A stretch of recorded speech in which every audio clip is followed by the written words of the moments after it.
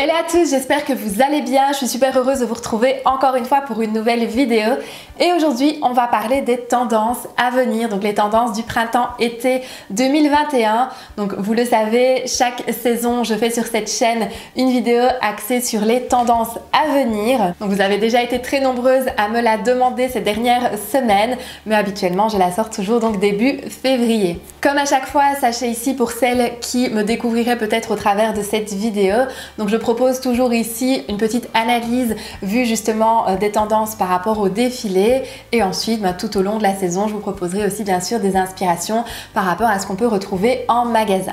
Donc ici comme d'habitude aussi j'ai scindé cette vidéo en deux, donc cette semaine on découvrira ensemble les tendances à venir au niveau des vêtements et la semaine prochaine plutôt axée sur tout ce qui est accessoires. Avant de démarrer, je vous rappelle aussi que vous pouvez me suivre sur les réseaux sociaux, que ce soit sur Instagram ou sur Facebook.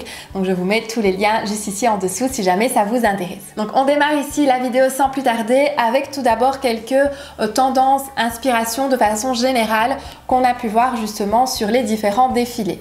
Alors tout d'abord, on est un petit peu dans une vibe qui est assez années 90, assez 90s.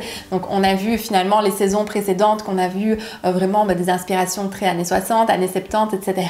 Ici, on est plutôt sur des inspirations, on en a vu en tout cas pas mal sur différents défilés, des inspirations un petit peu plus années 90s, années 90, avec aussi un certain minimalisme parfois qui en découle. Donc ça, c'est une tendance aussi qu'on a pu observer de façon générale. Donc des coupes qui sont assez efficaces, des vêtements qui sont vraiment minimalistes et qui sont des belles pièces sans en faire trop, sans trop d'informations. Donc vraiment des pièces qui sont efficaces, des coupes qui sont efficaces également. Et donc ce minimalisme, c'est quelque chose aussi qu'on a pu observer de façon générale. Un petit peu au même titre aussi, on voit aussi un grand retour d'une tendance assez confortable.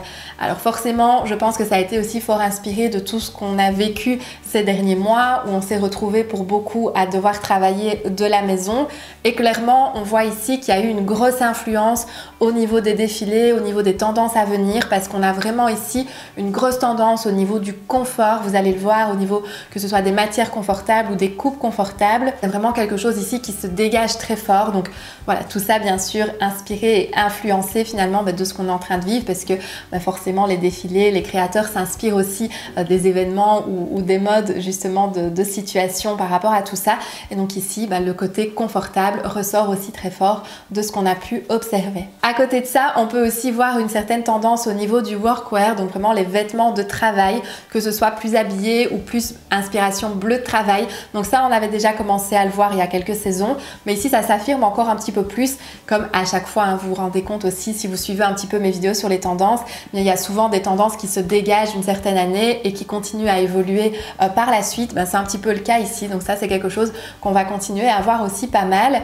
À côté de ça, comme chaque été finalement, il y a aussi la tendance du romantique, des coupes qui sont assez romantiques, notamment ici par exemple sur des longues robes romantiques avec pas mal d'inspiration très romantique. Donc ça en général c'est vraiment quelque chose qu'on peut observer chaque été, chaque printemps-été, parce que quoi de mieux finalement que l'été pour avoir un style qui est un petit peu plus romantique et qui est adapté forcément à la météo. Et donc c'est quelque chose qu'on a pu voir aussi notamment avec des longues robes, des robes qui sont vraiment très romantiques. Et dans un esprit un petit peu plus soirée, on a pu voir aussi des inspirations un petit peu plus disco avec du sequin, avec des paillettes, avec des choses qui brillent assez bien. Et donc ici, c'est intéressant aussi pour cet esprit un petit peu plus festif qu'on espère retrouver cette année, qui va se manifester aussi donc dans cette ambiance et dans ce style un petit peu plus disco entre guillemets. Au niveau des matières, il y a plusieurs matières aussi qui se dégagent, des tendances qu'on a pu observer. Donc tout d'abord, on a des matières qui sont assez confortables pour rester un petit peu dans l'esprit que je vous disais avec ce côté confort qu'on recherche beaucoup pour le moment. Eh bien on va le retrouver aussi dans des matières qui sont assez confortables, des matières assez fluides, des cotons, donc des matières un petit peu plus survêtements aussi. Ça a une grosse tendance aussi, vous allez le voir. Et donc ici, des matières qui sont assez confortables, c'est vraiment une grosse tendance qui se dégage. À côté de ça, il y a aussi des matières comme la suédine par exemple, donc qui reste aussi visuellement une matière qui est assez douce, assez confortable et qu'on peut retrouver aussi ici sur plusieurs défilés. Donc vraiment une matière de nouveau qui est assez douce visuellement et qui est très intéressante aussi à utiliser pour le printemps ou pour l'été. Contrairement à ce qu'on pourrait penser en se disant que c'est une matière qui est plutôt à utiliser pour l'hiver, eh bien au contraire, c'est une matière qui est très intéressante aussi à utiliser au printemps. Alors bien sûr ici dans des couleurs qui sont plus adaptées aussi, dans les beiges, les camels, des couleurs qui sont un petit peu plus naturelles, couleur sable aussi par exemple, mais en tout cas c'est une matière qu'on a pu voir aussi. À côté de ça, il y a aussi la matière du satin, donc ça de nouveau c'est une matière qui évolue, qui continue à être assez présente, qu'on a vu aussi pas mal en hiver, qu'on a vu pas mal aussi la saison passée et qu'on va continuer aussi à voir cet été. Tout ce qui est jeu de transparence aussi, donc ça de nouveau c'est aussi quelque chose qu'on continue à voir, qui était présent, un petit peu plus discret peut-être les autres saisons et qui va continuer ici à perdurer. De nouveau, quoi de mieux finalement que l'été et que le printemps pour porter justement des pièces en transparente qui sont très légères, très aériennes, un petit peu romantiques aussi finalement, et donc ce sera très intéressant aussi. On va continuer aussi à voir les matières filet de pêche, donc ça on a commencé à en voir pas mal l'été dernier, ça continue cette saison avec de nouveau toujours cette tendance qui est assez omniprésente, donc de nouveau à adapter bien sûr dans son quotidien. Ici ce sont des photos de défilés, à voir comment justement on peut porter ça dans son quotidien et dans la vraie vie, dans la vie de tous les jours, mais voilà, de nouveau ce sera des choses aussi qui seront intéressantes à utiliser, mais de nouveau en tout cas voilà, ça fait partie des matières ici qu'on a pu observer sur les défilés. Le jeans reste aussi une matière omniprésente, donc le jeans chaque saison, chaque année, c'est une matière forcément qui fait partie intégrante des défilés.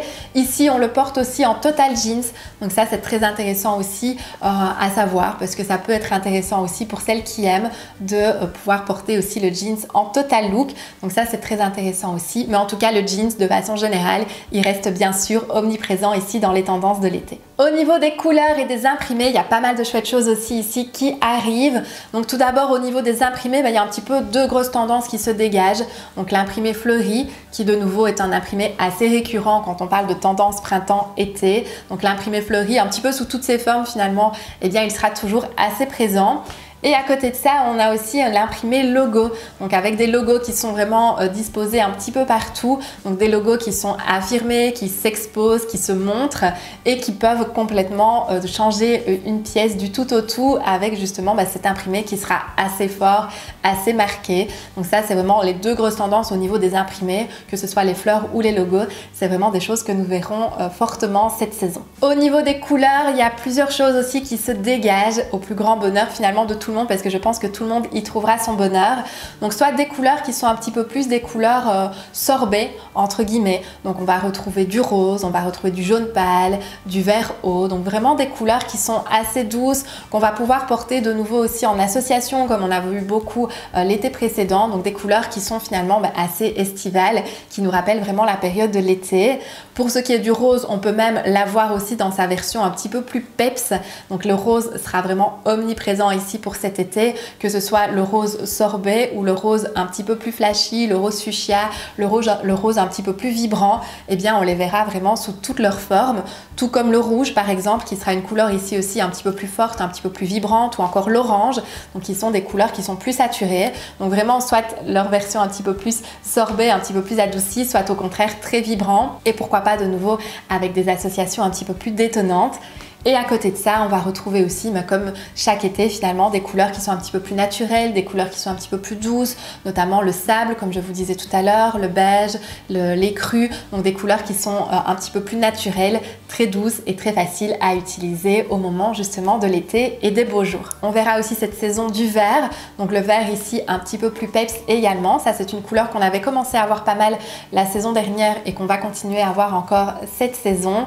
Et les total look blancs aussi, si on veut rester ici dans des couleurs un petit peu plus neutres, ça fonctionnera à merveille aussi, et je trouve que c'est toujours très chic, très efficace, très facile à porter finalement dans son quotidien. Et donc ce sont aussi des inspirations ici pour la saison à venir. Et une autre couleur qui perdure également, c'est tout ce qui est silver, donc argenté.